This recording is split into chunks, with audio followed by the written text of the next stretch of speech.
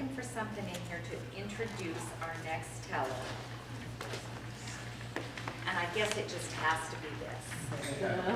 Because no matter what you do later tonight, after Pat Coffie tells a story, you will give her a big hand. Because she came all the way from Waverly, Iowa to tell us. She retired from a library position to tell to us tonight. And she looked into her past and found a fabulous story to bring to your ears. So please, welcome Pat Coffie.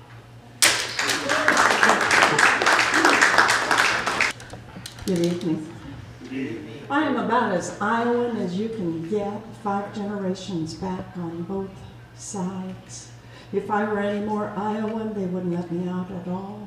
But I tell stories about Iowa and all those Iowans. And when I was 15, a few years ago, right here in Des Moines, Iowa, on the south side, my dad decided that his kids would have a better life if we moved from the city out to 40 acres in the country. And so we did. Now, we left a 3-bedroom house with a magnificent kitchen. I am the second of 7, and when the 9 of us sat down at that kitchen table for a meal, if you wanted something else from the counter, or the stove, or the sink, or the refrigerator, you had to get up and walk over there to get it. We moved out to the 40 acres. It was a 2-bedroom house.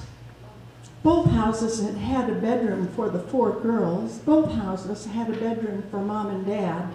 But in that 2-bedroom house, my brothers slept on beds in the living room the first winter.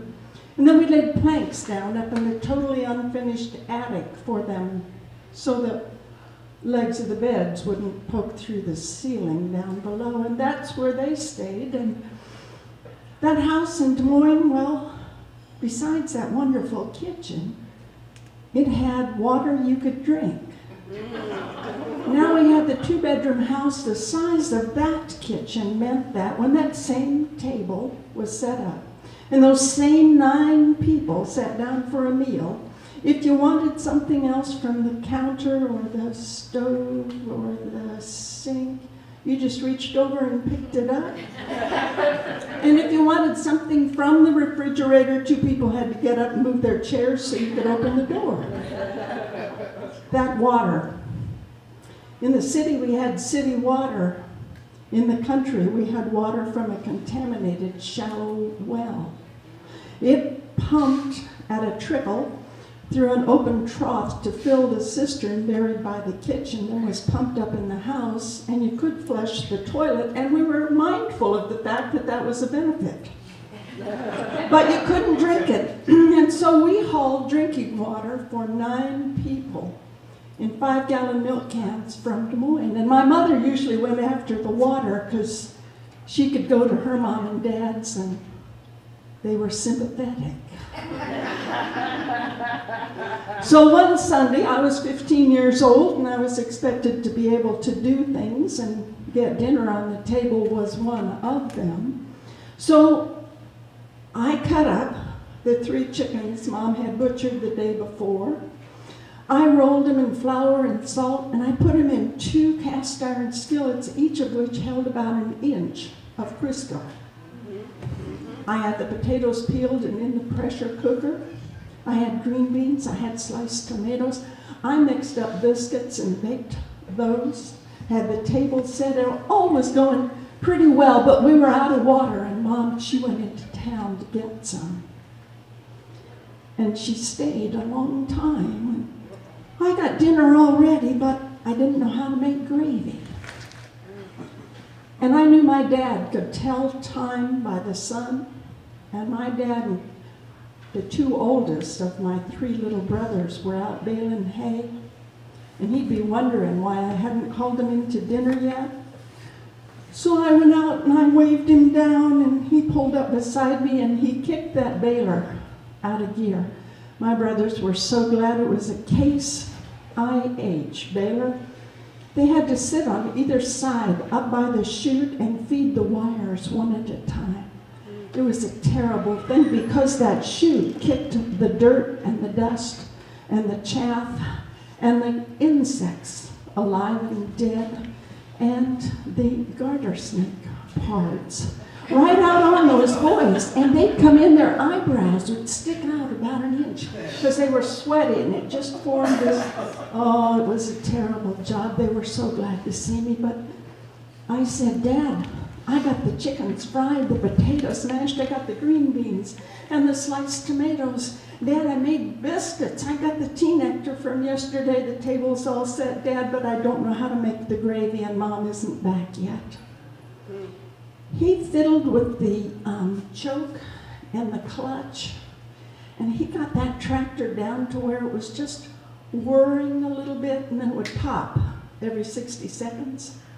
And he taught me how to make gravy.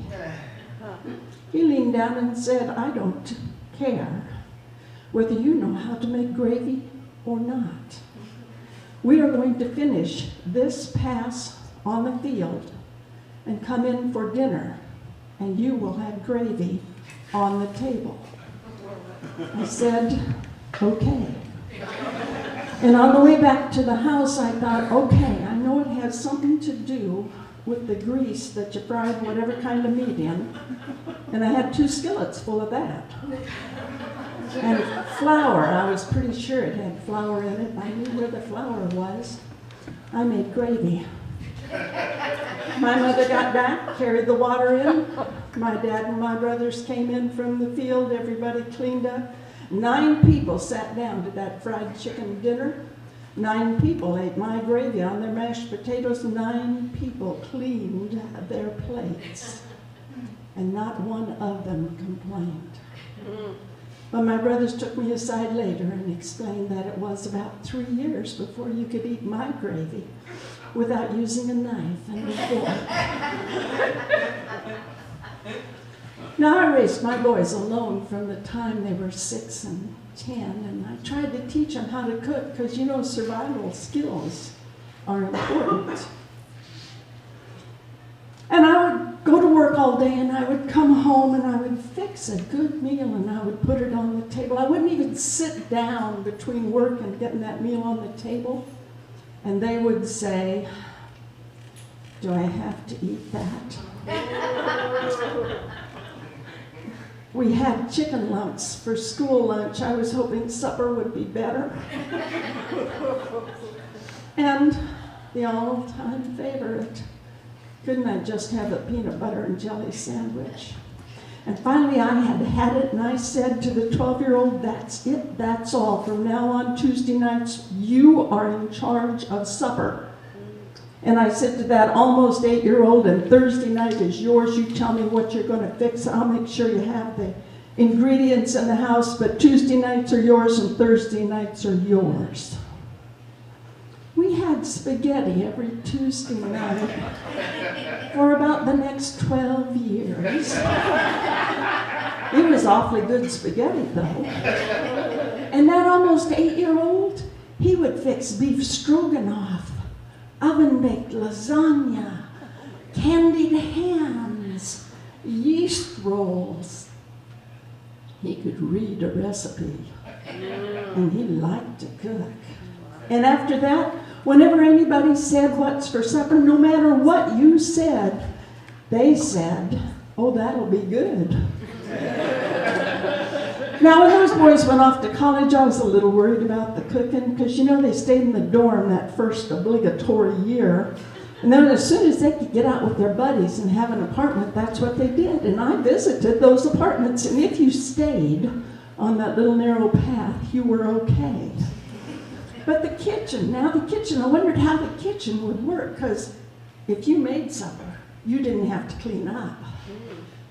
So I got there and I asked about that, and they said, well, here's how it works, Mom.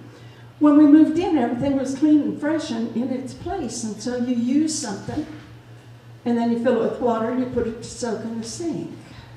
And then when everything is full of water and soaking in the sink, You'll be hungry, so you'll take something, you dump the water out, you wash it up a bit, you'll use it, you put it back to soak in the sink. And that's true for everything except the frying pan. With the frying pan, you use it, you put it to soak in the sink, the next person dumps the water out, uses it, puts it to soak in the sink, the same thing, the next one. And on Friday nights, you don't even dump the water out, you just heat it up and stir it real good, and you got gravy. Well, my dad taught me a lot more than how to make gravy. He taught me that I didn't need to stand around waiting for someone to tell me how to do something all the time. I could be observant and figure things out. And my mom, she put it a different way. She said, you never know what you can do until you have to. And what my sons quote back to me, what I said was, you know, you don't even have to get out of bed to die as long as you're out to do something. We've been figuring things out and getting things done ever since.